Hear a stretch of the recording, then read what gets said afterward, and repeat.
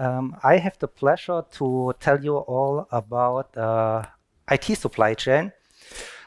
I know there are 3 IT presentations. The other one, which Helmut just announced, won't take place today, sadly, because we talk to each other, and so you won't see the second step of it. But maybe tomorrow. But I know all of you are anticipating tomorrow the cybersecurity from Carlsberg to answer our great question of the supply chain. Is our beer secure? Is our beer protected? But for today, please just stay with me. We're talking about a different topic. So first a question. Who of you is working in IT? 1, 2, okay. Not many people. So for the others, when I'm talking about SIEM, SOC, EDR, XDR, SOAR, does anybody of you understand those words? Okay. Nice. First presentation since a long time I can actually use words and not just cryptography. So looking forward to this one. Short agenda. First, I will introduce you what are IT supply chain risks. I picked a special scenario for you today.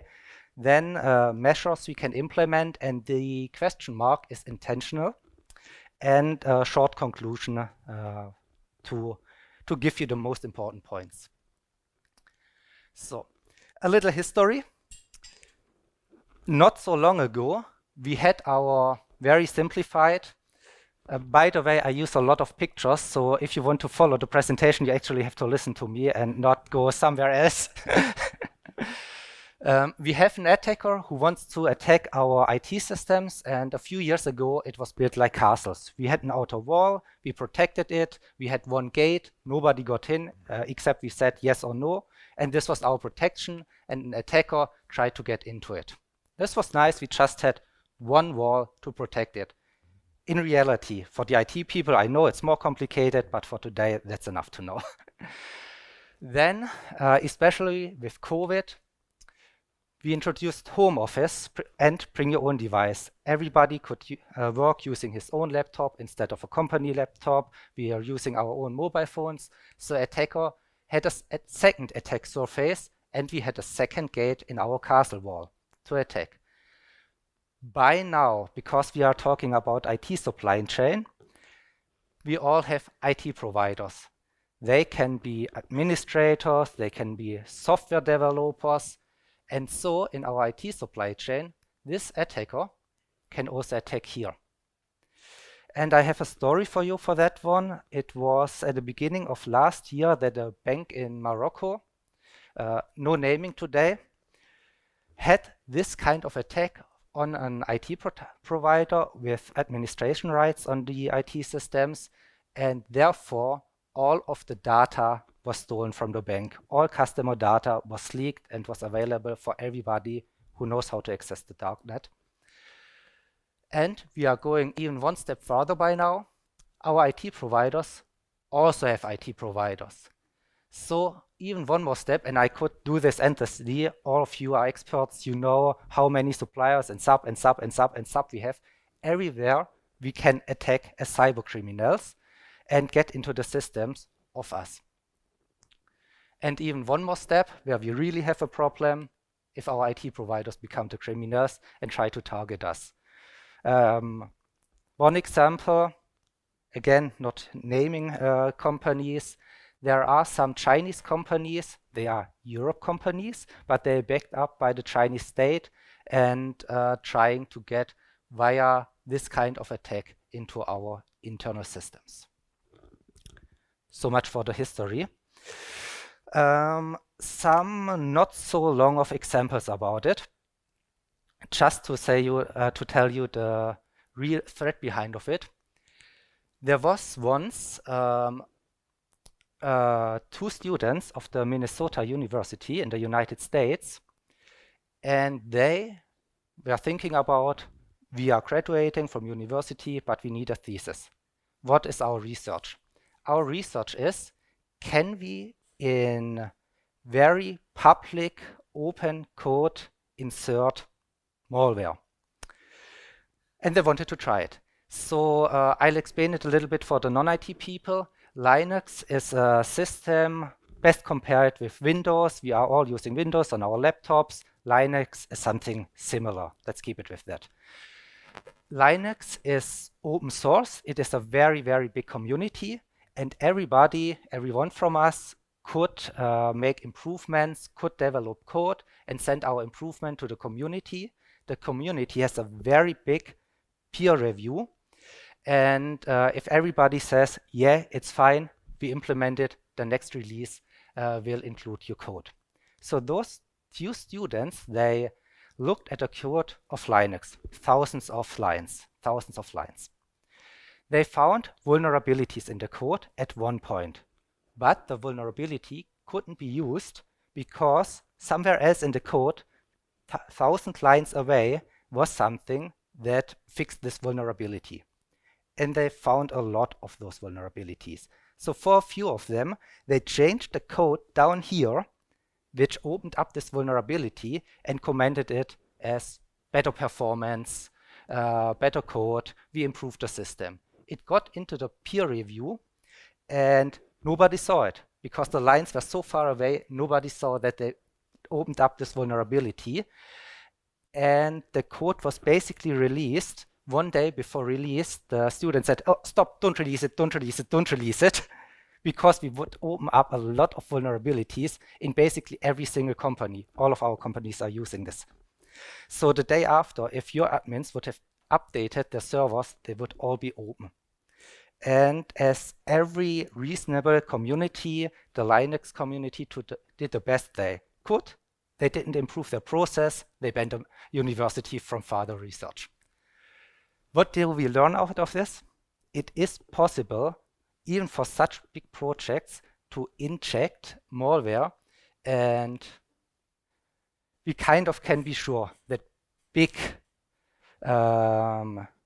countries, let's look at CIA, let's look at Peking, let's look at Russia and so on, already implemented malware there. Are they using it? Probably not, but thinking about competitors who have support from their government, it could be used against our Europe market.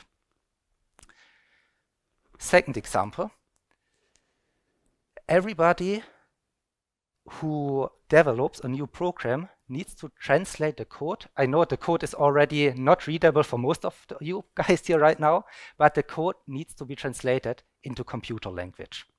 And the program who does it is called a compiler. So it's basically a translator, human developer, if you want to call developers humans. Yes, we do. So human developer to machine, there's a compiler.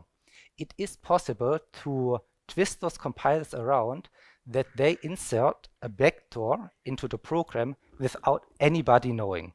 So if your developers have the wrong compiler because they Googled, I need a compiler, downloaded the first one shown in Google, it could be a twisted one. And the time they are compiling translating their software into machine speak, you have a backdoor in your systems. It was first done by It wasn't first done by him, probably, because as said before, there are other people who want to spy on us, but Ben Thompson, also a student, also did a research and showed everyone that this is possible, and you have absolutely no chance of seeing it afterwards. There's also a fun story about it, because a few years ago, almost every single Chinese app had a backdoor. They researched it and found out it was because of such a compiler. So 80% of the Chinese people with a mobile phone, with a smartphone, could be spied on a backdoor. Who could spy on all of the Chinese people? The government already does it. They don't need to. They say maybe NSA, CIA, nobody knows, and I'm quite sure it won't come to the truth, but just for you, it happened, and it happened evidently. The last one, I'm only doing this one fast because everybody of you know it, but it's maybe easier for some of you to transfer it to the physical objects, let's call it real life, what we can touch. The pagers from Hamas from last year, where somebody got in the supply chain and the pagers of Hamas exploded remotely. I think everybody knows of that one, right? So this is basically the same in IT, just we can touch it. Now, what can we even do against it? So we have usually 3 topics: prevention, detection, reaction. Let's focus on the first one, prevention. Yeah, I can go quite fast through this. Network security, we just saw there's no external attacker. We already, if we buy hardware from someone, if we buy software from someone, it's already in our network. I can't defend against an external attacker because it's already there. Intrusion prevention system, there's no intrusion. I can't prevent anything, it's already there. Audit of my provider, does he comply to the Cyber Resilience Act? Does he comply to, we had a lot of laws today, we had a lot of regulation, does he comply to it? If he does, I don't realize it. By the way, one example, is anybody from the hotel here? I don't hope so. Or if there's someone here, come to me later. The access cards we get from the hotel, these ones. I was curious this morning. First thing, I had a look at them and they are encrypted. They really are encrypted. So if I go to my provider, make an audit on him, he can show me they are encrypted. Nonetheless, if it would be legal and I would have done it, what do you guess? How long would have taken it me this morning to copy this card? Not even 1 minute, 30 seconds. I stopped at a point where it was able, but 30 seconds to hack this card. So even with a provider audit and I see he complies to everything, when there are vulnerabilities, you can still get into the system. That's the next point, security source code reviews is, we want to look like with the Linux kernel, we are looking through the code line by line, but we are not perfect, and which company has the experts to really look into it? Last one, zero trust environment. It's a big buzzword. I'm sure you all have heard of it. It's giving a device, a hardware, only those access rights it needs to have, and verifying and all this kind of stuff. If you want to use a software you have paid for, you need to give it these access rights that it can also install a backdoor. So now I'm making a bold movement. I say there is no prevention. If anybody comes to me roundtable, you can challenge me on this. I'm also glad if nobody challenges me on that and confirms my view, but come to me, I say there is no prevention against this kind of attacks. So what can we do? Most important thing is, we had it before, we need to detect if something happens. There are a lot of words to translate it. Imagine on every single door, on every single window, on every single floor in your company, looking at physical security, you have a CCTV. And the CCTV is intelligence. It has by now AI and facial recognition. And it sees exactly you, for example, are walking every morning at 8 o'clock when you arrive you come with the car, you go to your office. And at one day, you don't go to your office, you go to a super secret archive room. And then it alarms us, oh, she shouldn't go there. That's not where she belongs. And this is exactly what these kind of systems are doing. We really need to detect what is going on in our network. We had it in the physical work. Where was it before? Is there a hurricane? Is there a gray swan? No, crane was the rhino. Is there a gray rhino? Is there a white swan? We need to anticipate what can happen and how can we detect it. So, and the second and more difficult task is, how do we react? What can we do? We need a center of excellence. All of this together is a center of excellence. I need to monitor my alerts. If my CCTV shows me, oh, there's somebody going the wrong way, or there's somebody taking all of this paper out of the office into his car, we call this data loss protection, to realize somebody's taking all of those folders, going to his car and driving away, just in a digital way. we need a team to monitor those alerts and look after them. And if they see there is something happening which shouldn't be happening, we need a security incident response team.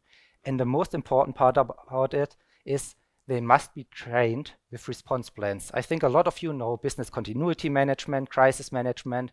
This is exactly what we need. We need a trained team in the IT to take care of such incidents and respond accordingly. This could be internal, this can be external, it doesn't matter, just we need it. To get it all together. And I will also give you an example to this one. For the prevention, the attacker is already in our environment. The zero trust environment, I said, it doesn't really protect us. It helps a little bit, because if we have a software and have a zero trust environment, we don't trust you to go everywhere in our network, we block you. It can connect to the outside world. I don't tell you now how this works, this goes too deep into IT. It may connect to anything it needs to, but we can still secure our valuables, our secrets from this one software. And so this is a little bit, but I still say no real prevention. So focus on detection, monitor your IT networks, like hopefully in Germany, not everybody monitors their employees. So I think that would be GDPR, non-compliant to monitor your employees like that.